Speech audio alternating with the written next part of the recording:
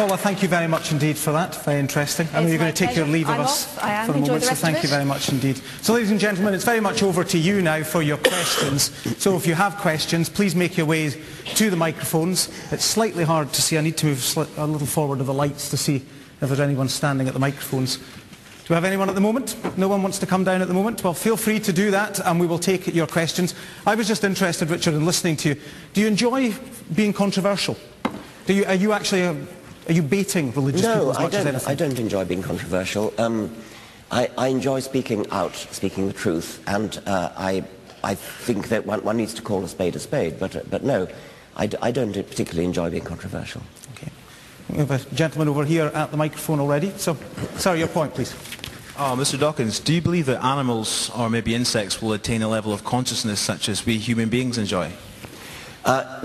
Do I believe that animals are conscious, did you say? No, will they ever attain a level of consciousness such as human beings have right now? In the future, of any time at all, will they ever achieve that? I suspect that some probably already have. I mean, I suspect that chimpanzees and other apes and advanced carnivores such as dogs, wolves, cats may be conscious in a rather different form from ours. Excuse me, I mean, but to attain our level of consciousness. Well, I would rather doubt it, at least in the near future.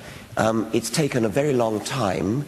Mammals have been going for a very long time, and our level of consciousness has only been very, very recently achieved.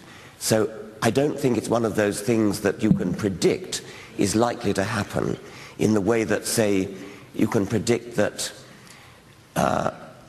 carnivores and herbivores are going to happen, or swimming animals are going to happen, or flying animals are going to happen.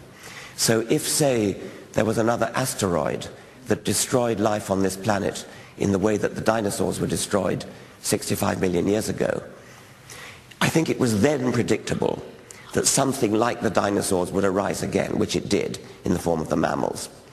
But if an asteroid were to hit now and destroy us, I think it's not predictable that something like human consciousness would ever arise again. It might, but it's not predictable in the way that flight or sight or echolocation or swimming is predictable.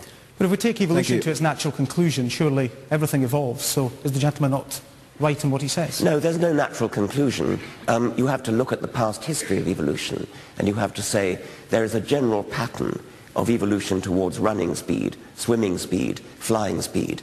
But it looks as though human consciousness has only happened once. And so this looks like a pretty unique state of affairs. Okay. Gentleman over here. Sir. Professor Dawkins, I can completely sympathise with you losing your voice. I've only just managed to find mine after a nasty cold. Could you talk a bit louder? He says he's losing his voice. Oh, he's lost his voice too. Sorry. I sympathise deeply. I wanted to ask, given the present state of the global population's understanding and education and philosophy and science, how do you imagine our world would be if everybody embraced atheism? How would the world be if everybody embraced atheism? What did that have to do with the preamble to your question about population? Well, to a degree you've suggested that a number of people find a great deal of solace, perhaps even need, in religions. Are we ready to abandon religion as a global population, do you think?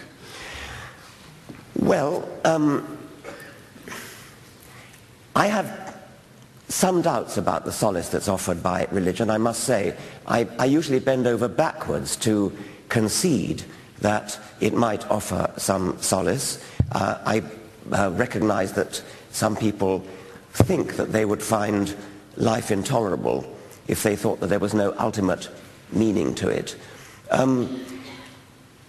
If I were in better voice, I would have a go at persuading people that actually there is huge meaning to be had from a scientific view of life which revels in our understanding of its meaning and does not take false comfort in a hope, a vain hope of some kind of eternal meaning. Then when people say they get solace from religion, I then wonder about those people who actually are terrified of going to hell. Now, I know that modern enlightened Christians no longer teach children about going to hell, but quite a lot of modern Christians are not enlightened. And children most certainly are taught about going to hell, and many of them, I'm extremely sorry to say, believe it. And so there are plenty of people who are terrified of dying. I'm so sorry.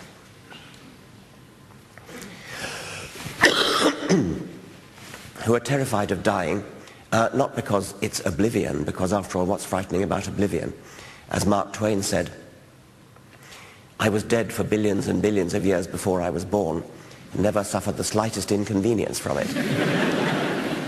However, if you believe that you're going to suffer eternal, fiery torments, which many people have been persuaded by evil preachers and teachers, I repeat, evil, to believe, then it seems to me that that's likely to give the very opposite of solace.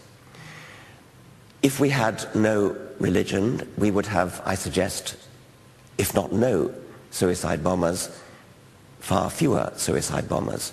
We would have, in very many ways, I think life would be indeed better.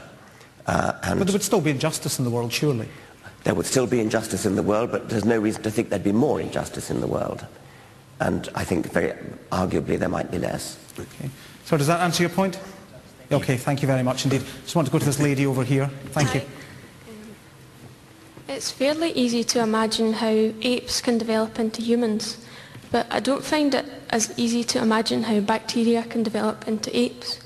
Could you describe some of the species in between? Yes. The question says it's easy to imagine how apes could evolve into humans, but it's harder to imagine how bacteria could evolve into apes. Well, one very important difference is that the time it took for apes to change into humans is a matter of perhaps 5 million years, whereas the time it took for bacteria to evolve into apes was a matter of thousands of millions of years. So it is a huge difference.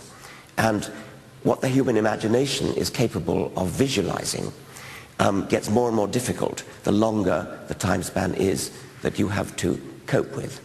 So the intermediates that you might expect to see would be, well, starting with bacteria, an early intermediate would be some kind of protozoan.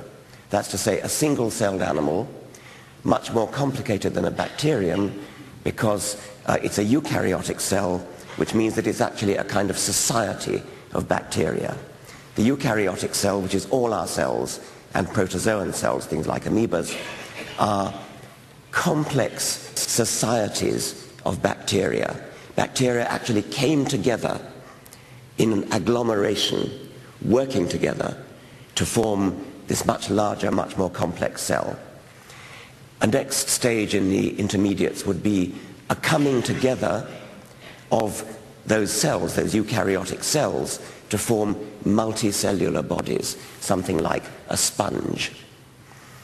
A next stage would be perhaps something like a sea anemone, which has an inside and an outside and has a feeding mechanism. The next stage would be something like a worm, which has a front and a back and a left side and a right side, and which propels itself along the sea bottom. The next stage might be something like a fish, which, well, we know what a fish looks like. Much later still, some fish started emerging from the water, and we have extremely good fossil evidence of this stage in evolution, when fish emerged from the water and became amphibians. At a later stage still, these amphibians no longer needed to go back to water to reproduce and became reptiles.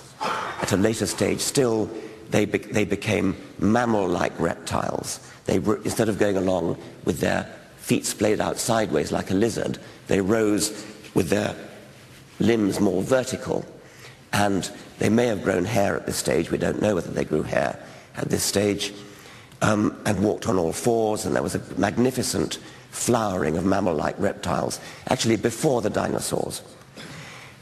During the period of the dinosaurs, the mammals went rather into eclipse. When the dinosaurs went extinct 65 million years ago, the mammals started to flourish and flower and produce the magnificent range of mammals that we see today, among whom were some rather shrew-like ones who went into the trees and became adept at swinging through the trees. Some of them became adept at swinging from their arms rather than their legs.